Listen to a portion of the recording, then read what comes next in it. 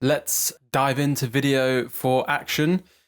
You know the theory behind it. You know what you should use it for. You know when it's appropriate to use, and you know what it can do for your brand. So let's go ahead and set one up for an example, just so you can see what goes on and the things that you will need to bear in mind when setting it up. So as always, I'm back in the blank account here, which is great. So minimal blurring, hopefully. And as with all the other campaigns so far, we need to go across and hit the plus icon, new campaign, and first things first, straight into the objective. So if you want it to be for an action campaign, you need to have an action associated with it, basically. So you're going to want to have a sales, any type of leads action, or I think also a website traffic. Anything outside of that, your brand consideration, you know, are going to be brand focused, and you're not going to be able to optimize or use conversion-based bidding strategies. And obviously for apps and other stuff, it's not really applicable to anyway. You'll notice if you run this for leads, you can choose how to gather your leads information.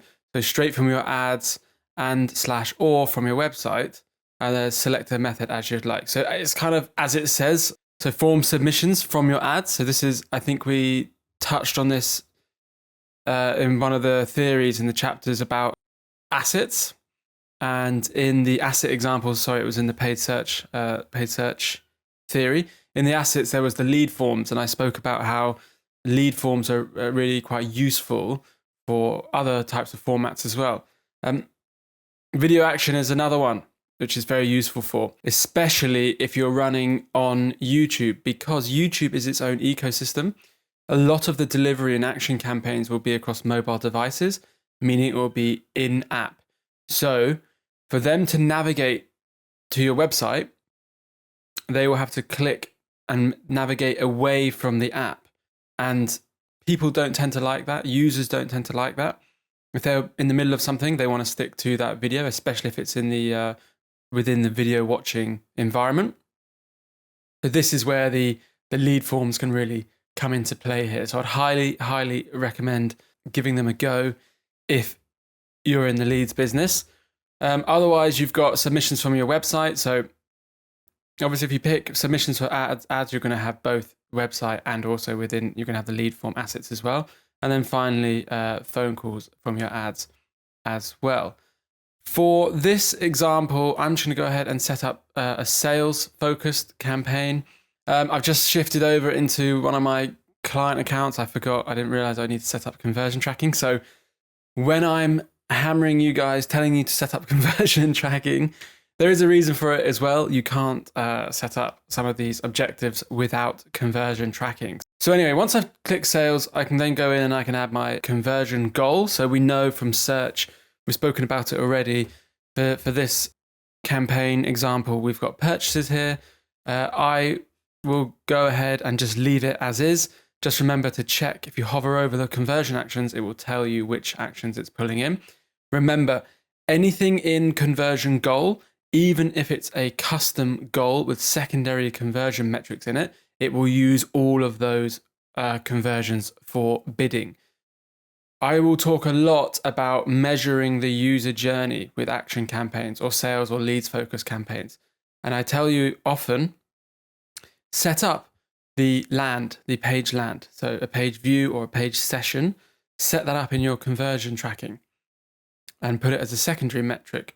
I'll then tell you to put your add to carts, your initiate checkouts, your add payment infos, and finally your purchases, and have your purchases set as a primary conversion action, all the others secondary.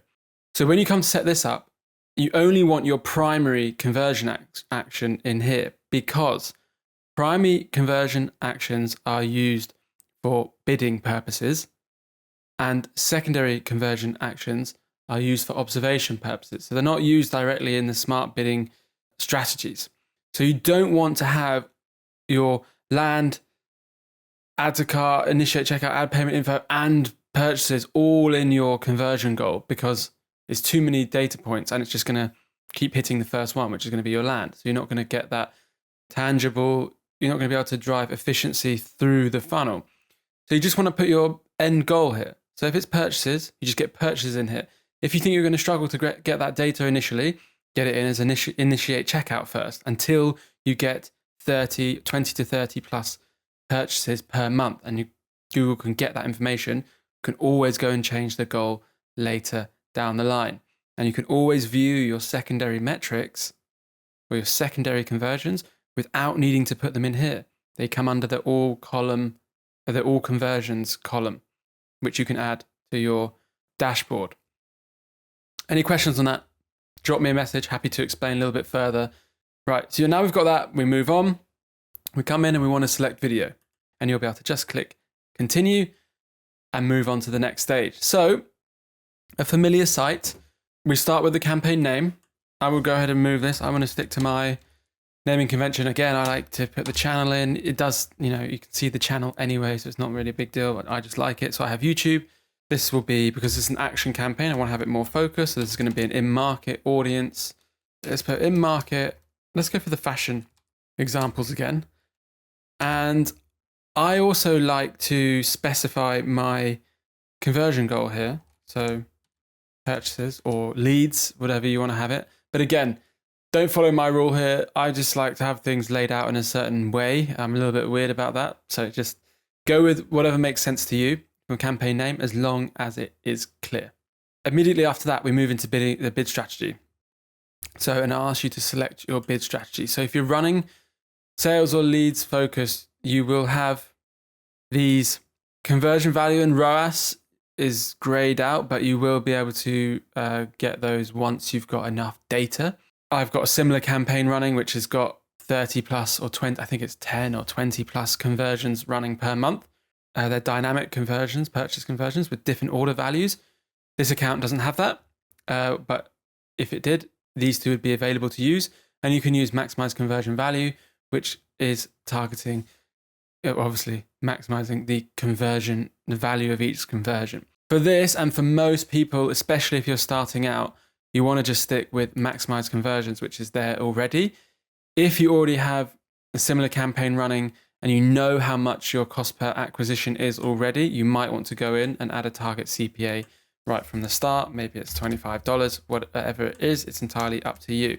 But for the majority, I would say stick with maximize conversions first, get those conversions in the door. Then after a month, if you've got your 20 plus conversions, then you can look to implement a TCPA, so the target cost per acquisition, once you've done that. And it's a really straightforward, simple process to do that once the campaign's already up and running. So again, similar story here with the previous campaign. You can pick daily or campaign total in terms of your budget. Again, I like to just go with the daily campaign, and I'm going to go with $30 here. And likewise, we've got the start and end date available to edit here. Now, here's where you'll see the next change when we go into networks. As you're running a YouTube for Action, you will notice that with the reach campaign, we couldn't select YouTube search results, and we couldn't deselect videos either, but we could deselect video partners on the display network. You used to be able to remove this here up until recently, and now you can't do that anymore, which is okay. All I'll say is the video partners, again, we don't have that control over the inventory and the websites, but they do give a strong cost per click or a cost per acquisition. I would argue the quality is still not as good, and therefore I still want to remove that. There is another way of doing it. It's a workaround in the placements. If you want to implement that, drop me a message directly and I will either pull together a quick demo for you, or I'll just drop you a message explaining how to do it. It's very straightforward. For me, usually I will always exclude this, even on action campaigns. Again, here we've then got the country selection. So all countries, United States and Canada, USA. This is a US-based account, so that's why. I'm going to stick to the USA on this, but remember you can enter cities, countries, postcodes and zip codes within here. So if you did want to get super granular, you can. As with the previous video, we want to stick with the language of our ad. After that, we can then go in and add site links. So again, Similar to some of our other campaigns, we've been able to add those assets in there. Again, when you can do it, why not? You should do it. Google even says here, get up to 24% more conversions by adding assets. Whether that's true or not, I don't know, but it does help. Add in the assets add in the site links you want. So remember, for this, the site link will have to go to a different page on your website. It can't go to the same as your landing page. So if you're hyper focused on just having people go to the one landing page, maybe site links is not for you, because this will only be able to take people to additional pages. If you've got multiple products, then great, you can add different site links in for those products. They may be more relevant for the people. Use your best judgment here. Next, you'll see the product feed setting here. So if you have a product feed linked to your Google Ads account, so if you've got a merchant center set up, something we'll be going through in the shopping and PMAX campaign setups as well. So stick by and stick with me if you want to learn about that as well. But if you do have that set up and the merchant center linked to your Google Ads account, you can actually include a shopping feed within your campaign here as well. And you can choose the shopping feed if you've got multiple of them. So this will just serve products alongside your ads as well. So it's a nice little addition. If you are driving specifically sales, and this is about driving sales across multiple different products, then I definitely suggest get the product feed in and get it included. We then have the additional settings. So within here we have devices. A quick tip from me is when I'm looking at action campaigns, I'm actually removing TV screens. Because it's difficult, you can now, when you're watching YouTube on your TV, you can click a button that comes up with your remote saying send to phone, but it's a convoluted user journey and you get a surprising amount of inventory across the TV screens, actually. So for me, I found unticking it works best in terms of getting a performance going there. Because remember, this is our performance campaign. So this is all about driving conversions. It's our number one priority here. Get those sales in the door, nothing else. I'm going to remove that and I will carry on. Again, you can device target, operating systems, networks, so on. Maybe there's a place for that in your campaign. It's entirely up to you. Not something I use very often, to be honest.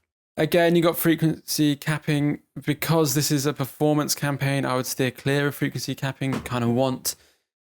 You need enough frequency to get people to convert.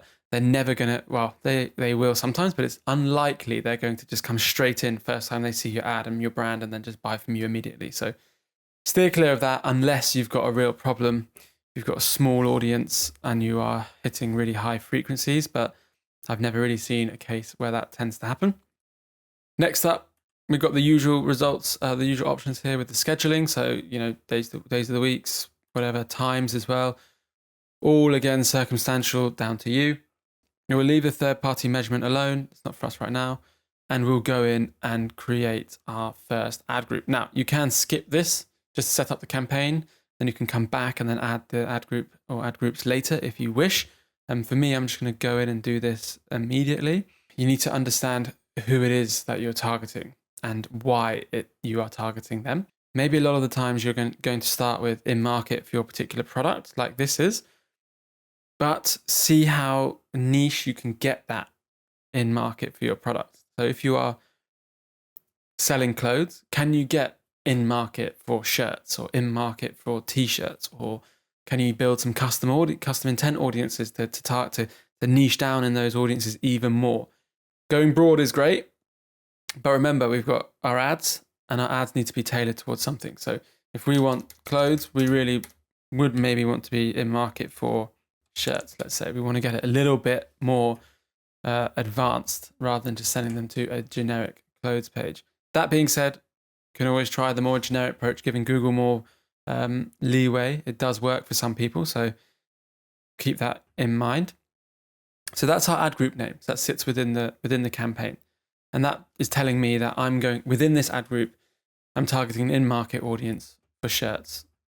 And obviously, I haven't done any audience research before, which is the wrong thing to do. You need to know the audience you're targeting before you set this up. we've got the Excel spreadsheets with all of the Google audiences there. And if you can't find the audience you're after, you can still build custom audiences. And there's a tutorial on how to do that in level 1. So if you haven't watched that, go back and watch the audience section because you should know all this already.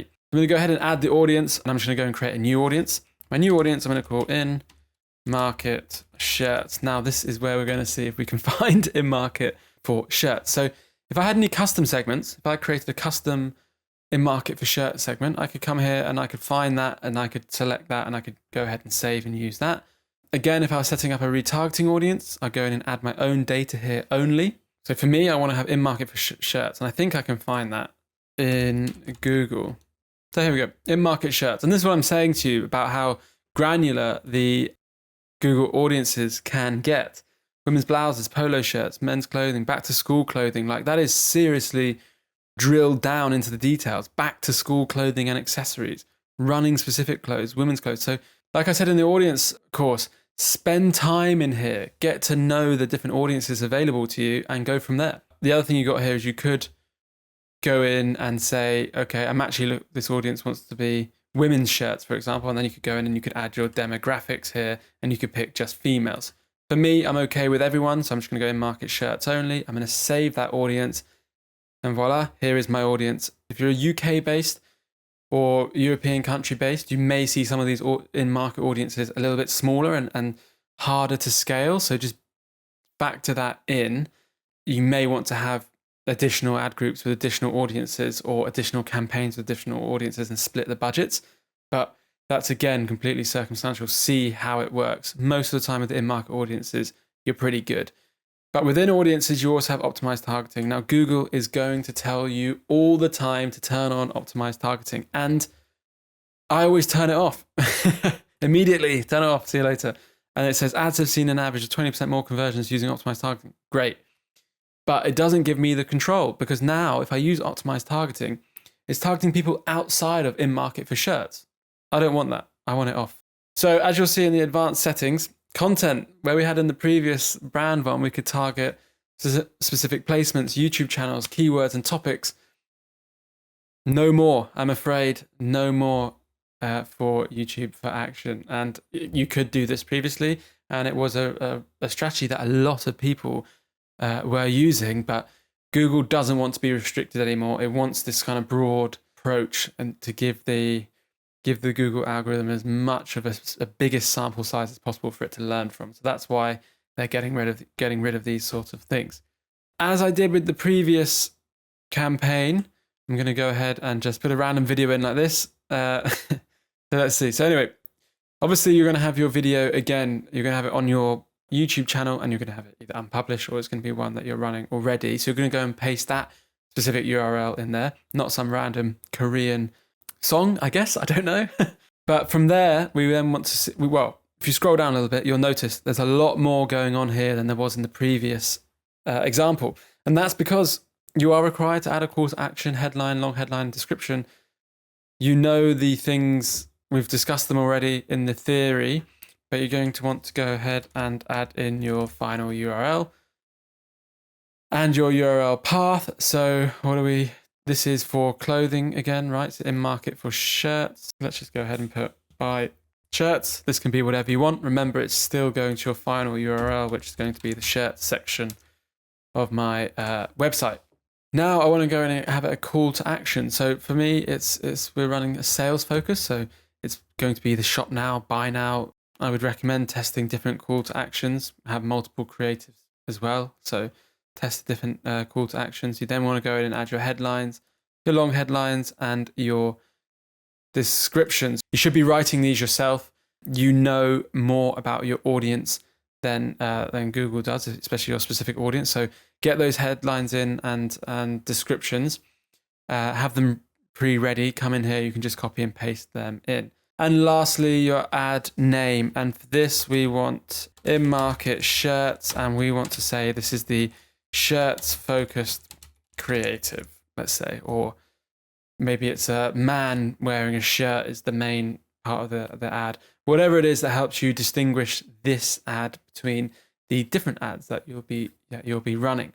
And that way, as with the brand campaign, we can see how each different creative, including its headline and call to action, are performing, and even how these individual pieces are performing, and we can make adjustments accordingly. Lastly, when you want to go in, you might want to put your another ad. Again, I highly suggest don't just run with one video, at least get a couple in there. Once you've done that, go ahead and just click create campaign and you will have created your campaign. That is it. It's as simple as that. Again, this is obviously conversion focused. So if it's leads or even sales, you're going to want to give it time. Don't expect to get a conversion on the first day. You may get lucky. You may get a conversion on the first day, but probably not. So give it time. You need to give it at least 7 to 10 days to get out of the learning phase. But again, I'd still recommend leaving it for at least 2 to 4 weeks before making any large changes. If you want to add different creatives, that kind of stuff, great. Site links, product feeds, cool. Go ahead and do those things. Just don't try to change any of the fundamentals just yet. Give it a month or two of proper running to be able to find its feet and to find those conversions for you. Obviously, you want to keep an eye on it. You want to make sure that when it's running, the metrics are moving in the right direction. So you might see higher cost per clicks and higher cost per lands and higher cost per conversions at the start. But you will see that come down over time as the algorithm optimizes. And once you see it come down and start to plateau, then we can talk about implementing target CPAs or target ROAS into our campaigns, especially if these are fresh campaigns on a fresh account in a newish business. In the meantime, if you have any questions about the setup or even the performance of things or how to check things, drop me a message and I'll be happy to help you. That about sums up the whole of the video chapter actually in total. Next, we're moving into Google Shopping, and then there I'm going to show you how to set up those feeds and stuff as well. So I'll see you in the next chapter in just a minute.